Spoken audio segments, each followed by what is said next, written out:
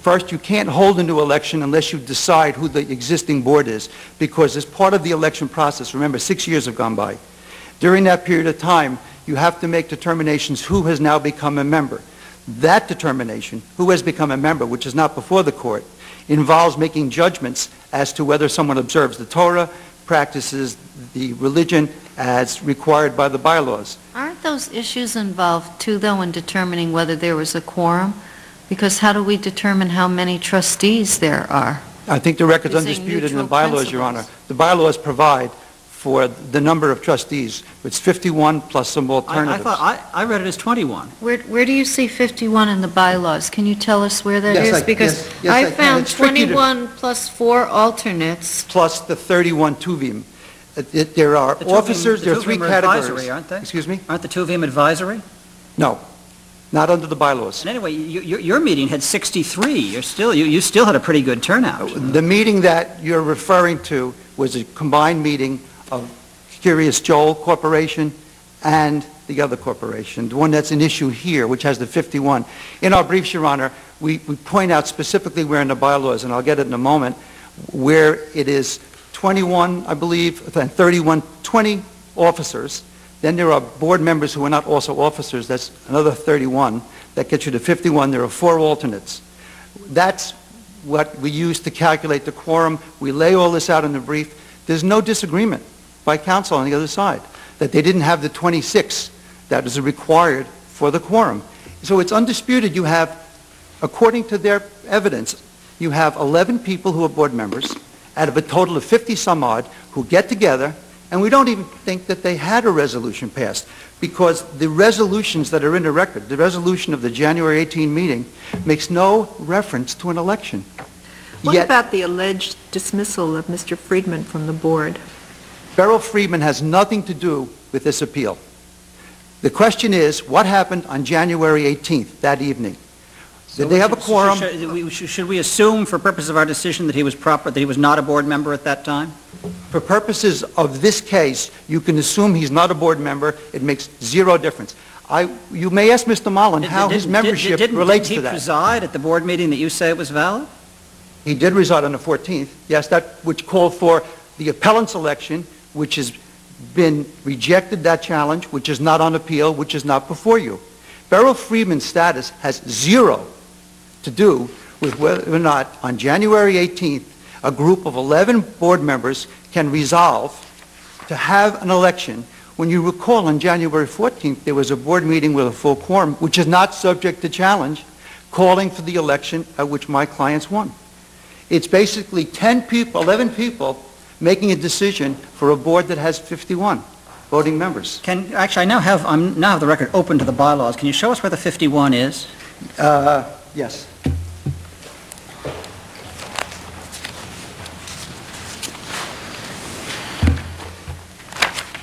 And what I'm also going to do is I'm going to direct it to the brief so you'll have it.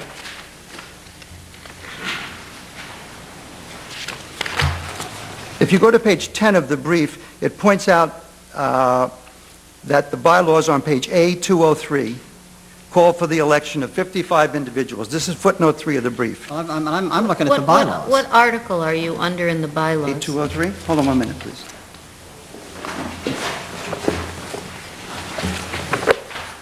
And this is undisputed, Your Honor, by the way.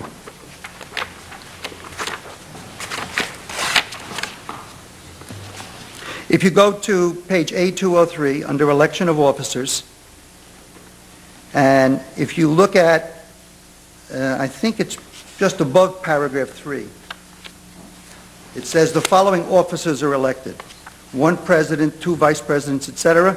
Then you see that original provision was amended, but you have to read the amendment in context. It talks about electing a president, vice president, gabais, treasurers, etc., and it then refers to 7 tuvim who together form the leadership of the congregation. So it's tuvim, and I don't see how you're going to get anywhere near 51 or 50. I'll do the math. If you look at the amendment, first you see 1 president, 3 vice presidents, that's 4, 3 gabais is 7, 2 treasurers is 9, 2 accountants is 11, finance secretary is 12, protocol secretary is 13. 7 what they call Vorstand members. Those, you have to be 40 years or older. That's 20. And then it says 31 2B. That's 51, if my math is correct. So that is why, and it's not disputed. So I'd like to point out that you now have before you undisputed evidence that there was no compliance with the bylaws. Whatever may have happened to Beryl Friedman is irrelevant. So then the question is, well, can this religious corporation operate totally independently of the statute that created it? And the answer has got to be no, as a matter of policy. Your Honor, my time has expired. May I have Yes, another and you moment? have your rebuttal time. You can use some of that if all you right. like, or save it. It's your choice. I'll save it to rebuttal. Certainly. Thank you. Mr. Mullen?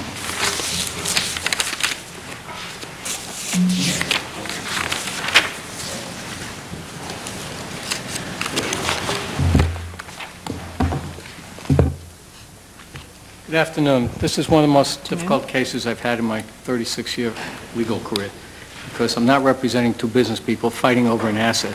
If you read their brief, it's a very sterile brief that almost talks about how a real estate corporation operates or a business corporation operates.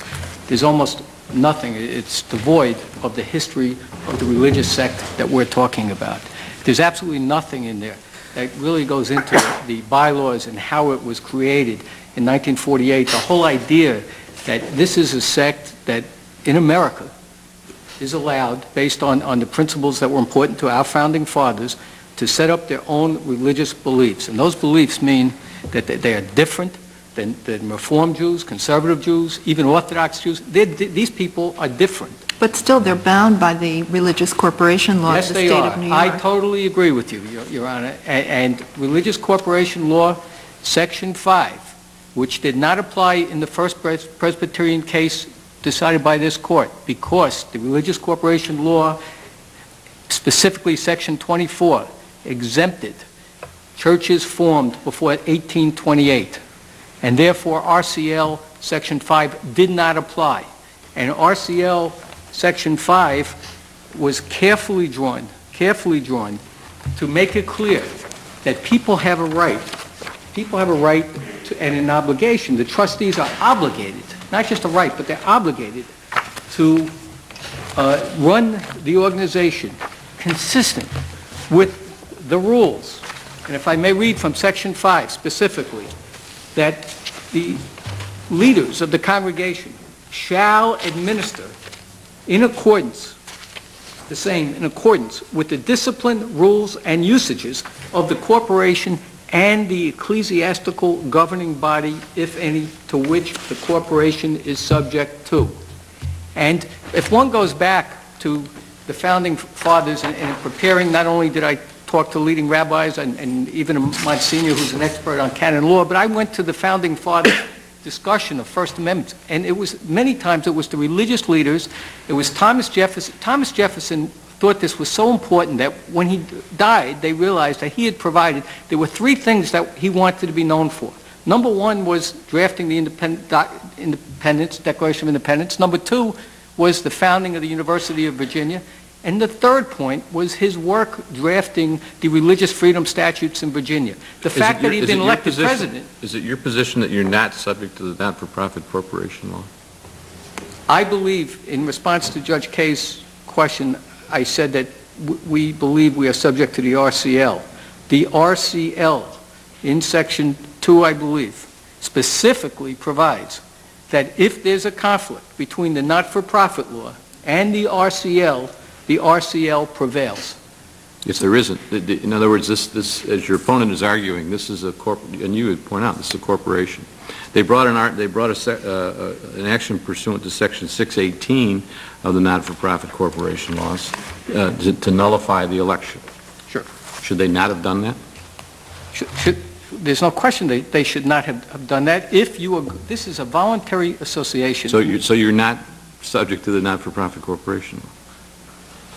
I'm sorry, we are not subject to... What I'm trying to get at is it's obvious that there's conflict here, and one side is saying there's laws in this state, and the laws say that if you're going to have a corporation, you've got to run it pursuant to the laws of the state. And the not-for-profit corporation law says that you've got to operate using your bylaws, et cetera. You, I guess, are arguing that that's not true.